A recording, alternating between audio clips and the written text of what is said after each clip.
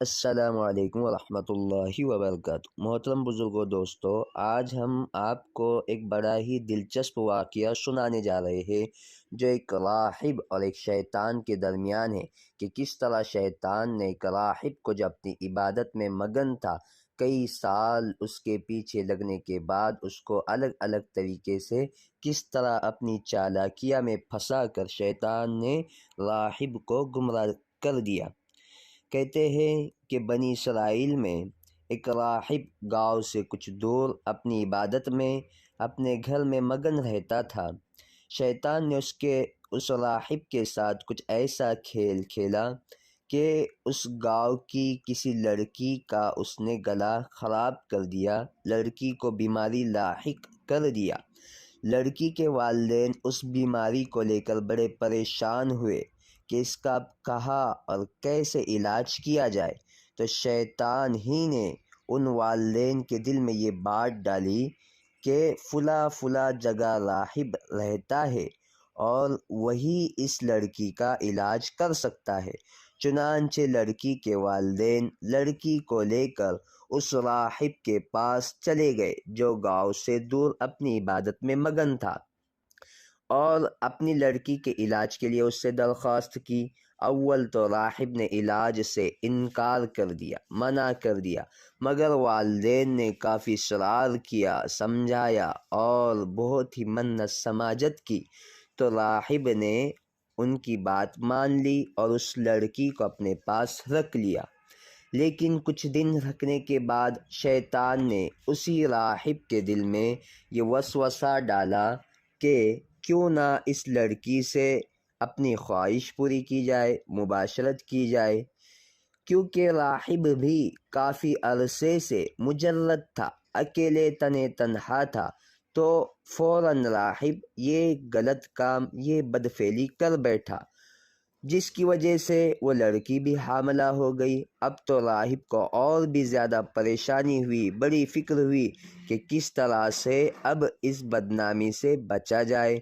تو فوراً شیطان ہی نے اس راہب کے دل میں یہ بات وسوسہ ڈالا کہ اس لڑکی کو قتل کر دیا جائے، جس کی وجہ سے کوئی پوچھنے بھی آئیں گا تو کہہ دیں گے اس کو جو بیماری لاحق تھی یہ اسی میں مر گئی۔ چنانچہ راہب نے کچھ ایسا ہی کیا کہ بدنامی اور ہنگامے سے بچنے کے لیے اور اسی کے ڈر سے کہ لوگ مجھے کیا کہیں گے، اس لڑکی کو قتل کر ڈالا اور اس کو وہیں پہ دفن کر دیا۔ اب شیطان نے اور ایک نئی چال اس طرح سے چلی کہ اسی لڑکی کے والدین کو یہ بات وسوسے سے بتلا دی کہ تمہاری لڑکی کا قتل اس راہب نے کر ڈالا اور اس کو دفن بھی کر دیا۔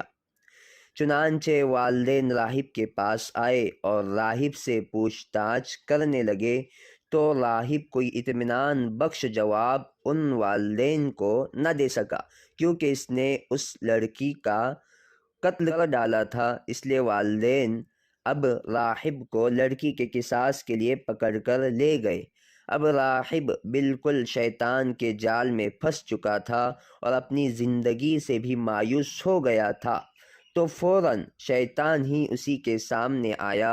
اور پھر راہب سے یہ بات کہنے لگا کہ دیکھ، یہ تمام کیا کرایا کام صرف میرا ہے، اگر اب تو اپنی خیر چاہتا ہے تو میری اور ایک بات مان لے تو میں تجھے اس مصیبت سے نجات دلا سکتا ہوں۔ تو راہب نے کہا کہ ٹھیک ہے۔ اب راہب اور ایک چال، شیطان کی چال میں پھنس گیا۔